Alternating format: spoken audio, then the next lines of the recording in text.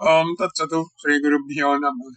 అన్వేషపేశలం కుర్యాన్మయ కుసుమ కోమలం బభూవన్వేషదోషేణ దేవదానవ సంక్షయ.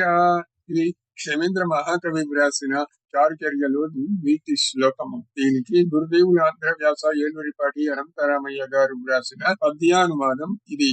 ద్వేషమింతలేక ఏశలం మొగమది కుసుమ కోమలముగనెసగవలయు ద్వేషదోషముననే దేవదానవులకు క్షయము గలిగెననుట సత్యము కదా.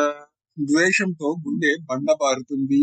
స్నేహం, ప్రేమ, అనురాగం, ఆప్యాయతలతోటి పువ్వులా మెత్తబడుతుంది. అక్కా చెల్లెళ్ళు ఇద్దరు ఒకే వ్యక్తిని పెళ్లాడితే దేవదానవులు చెరొకళ్ళకి పుట్టారు. అయితేనేమి ఇద్దరు కూడా ఒకరిని చంపితేనే కానీ మరొకరు బ్రతకలేని పరిస్థితులు ఉద్భవించాయి. దీంతో వీడిని వాడు నరక, వాడిని వీడు నరక తోటి యుగాలు గడిచాయి.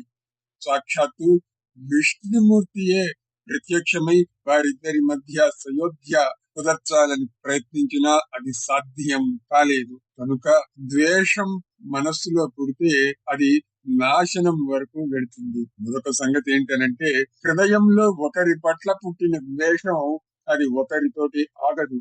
అంటూ వ్యాధిలాగా అందరి మీద ద్వేషంగా మారుతుంది. దానవులకు దేవతలపై పుట్టిన ద్వేషం మానవుల మీద, మునుల మీద, సమస్త ప్రాణుల మీదకు పోయి వారి నాశనానికి కారణమైంది. ప్రేమ కూడా ఇటువంటిదే. ప్రేమ కూడా ఒకరి మీద పుడితే అది అక్కడితోటి ఆగదు. ప్రేమ స్వరూపులుగా మారిపోయి ప్రతిదాన్ని ప్రేమిస్తారు. గొంగళి పురుగులో కూడా అందం చూడగలుగుతారు. కనుక ప్రేమ, స్నేహం, అనురాగం, ఆప్యాయత ఇత్యాదులు పెంచుకోవాలి. ఎందుకంటే ఇవి దైవీ లక్షణములు.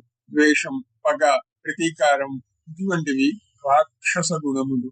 ఈ రాక్షస గుణములు ఉన్నవారు నిప్పు పట్టిన కట్టె ఏ విధంగా తగలబడిపోతుందో అలా తగలబడిపోతారు. ఓం తత్సతు. పరమేశ్వరార్పణమస్తు.